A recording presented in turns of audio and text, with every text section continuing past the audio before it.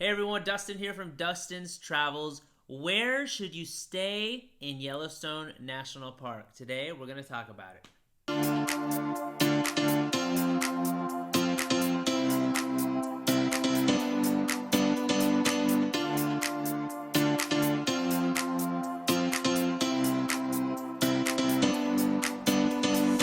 All right, so you're going to Yellowstone National Park and you've decided to stay inside the park. Great idea. I highly recommend that.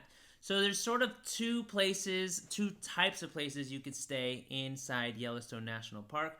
The first is at a hotel. The second is at a campground.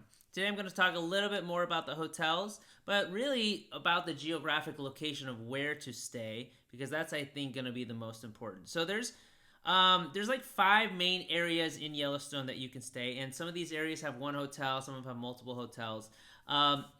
And I'll show you here on the map. So basically, the first area, let's just start from the north west side, is near the Mammoth Hot Springs. You can stay at a hotel up there. If you go clockwise to the northeast, you can stay at the Roosevelt Lodge up near the Tower Junction area. Rotating down, you can stay at inside the Canyon Village. That's the third area. Going further down, you can stay around the Lake Lodge, around Yellowstone Lake at the Lake Lodge is the fourth area. And then swinging back up is the fifth area called Old Faithful. That's where the Old Faithful geyser is, and there's some hotels in that area as well. So those are the 5 kind of main points of reference for Yellowstone, and I'm going to be referencing those throughout this series of videos. But where do you want to stay? So honestly, the hotels, you're not going to spend too much time inside the hotels when you're in Yellowstone. It's really kind of just a place to sleep, maybe re-energize, maybe get a meal, relax, things like that. But they're all like somewhat similar. They're all pretty nice. They're not extravagant over the top, but they're all pretty nice for staying out in the middle of the woods. And they're all good hotels. So I wouldn't necessarily stay based on which hotel is nicer than the other hotels. What I would do is try to base your stay depending on where you want to visit in the park. So I'm going to start with the third place, because that I think is the best place because it's the most central, and that's in the Canyon Village. It's very central to the rest of the park. So you're about a 45-minute drive to maybe an hour drive down to Lake Lodge, depending on how many animals you see along the way. Old Faithful is going to be about hour 15 to an hour and a half. If you go all the way up to Mammoth, that might be 45 minutes to an hour. And if you go up to Tower Junction, that could be about 45 minutes. Just as an FYI, when we were there, the road from Canyon up to Tower Junction was actually closed, so you had to go around, which kind of sucked.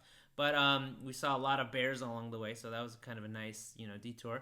But Canyon Village is going to be your most central place. So if you're going there for 4 or 5 days, you want a nice, good central spot, Canyon Village is the place to stay.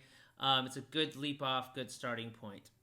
Now, if you're going to stay there maybe extended time, or you want to stay maybe a couple nights in the southern part, a couple nights in the northern part, maybe you stay a couple nights in the Lake Lodge area by Yellowstone Lake or by Old Faithful, and then you stay a couple nights up in the Mammoth area or by Roosevelt Lodge near the Tower Junction area. And then those will be good leaping points to the surrounding areas up in there. Roosevelt Lodge especially would be a good spot to hit up Lamar Valley, which is one of the best spots to spot things like wolves and other predators up there. That's a great spot. So those are the kind of 5 main areas you may want to stay. Now, Old Faithful, just so you know, I probably would put that last on my list of where to stay because A, it's sort of the furthest away from everything. Also, it's very crowded there. Old Faithful Geyser is one of the most popular spots, if not the most popular spot in Yellowstone, and there's so many people in cars and stuff coming in and out of there. It really, in my opinion, sort of takes away from the local experience, which in Yellowstone you want to sort of be out in nature, out in the wild. So Old Faithful sort of feels a little bit touristy. Now, you can't go camping. I can't comment too much on the camping because we didn't do that, but there are a lot of campgrounds everywhere. And that might be easier. If you're with a trailer or tent, you could stay like one night here, a couple nights here, and just kind of move your way about the park and explore the local area too. Camping also is a great way to see Yellowstone because you're out in the wilderness with the wild animals. You are most likely going to have wild animals walking through your campground. Sometimes bears, sometimes other things like that. So that's always a fun experience. You can go there with your tent and set up your tent, or a lot of people took trailers when they went in to sleep there. So they would drive around with their trailers, and that was kind of a nice experience too. Keep in mind there can be a lot of mosquitoes depending on where you're camping, so you want to bring a lot of mosquito repellent. Something very important.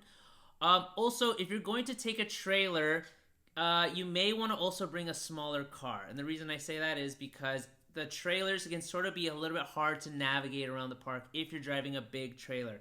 Some of the turnoffs that have cool things to see don't allow RVs or trailers, so you'd have to like park and then walk.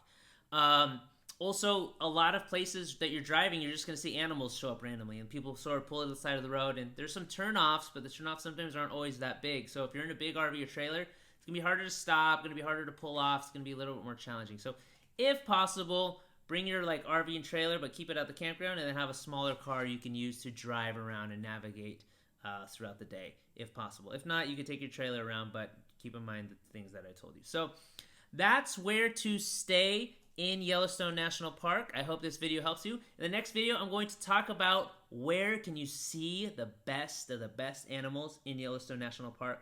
Click the next video in this playlist to watch it, and I'll see you in the next video.